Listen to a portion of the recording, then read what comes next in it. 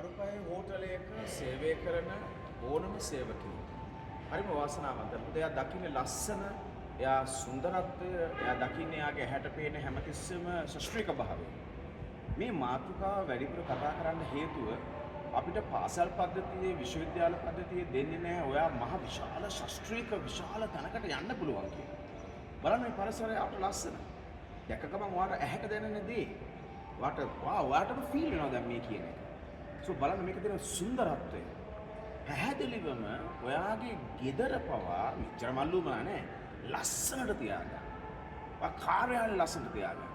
ඇඳුම ඔයාගේ සිස්ටම් එක ඔයා මාර පුදුම ලස්සනට ඉන්න ඕන.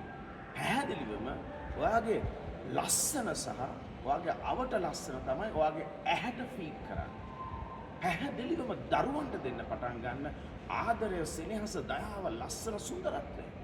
මේ දේවල් ටික ටික ෆීඩ් කරනකොට බලන්න පාසල් පොත්වලට විශ්වවිද්‍යාල අධ්‍යාපනයට මේ ටික ගියා නම් මේගොල්ලෝ දකිනවා මෙන්න මේ මනෝවිද්‍යාවක් තියෙනවා කියලා.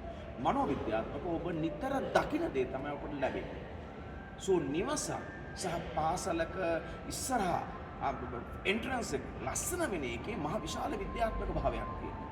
සෝ පැහැදිලිව ලස්සන, ආදරය, සෙනෙහස, දයාව ඔයාගේ ජීවිතේ නම්බර් 1 අවශ්‍යතාවය.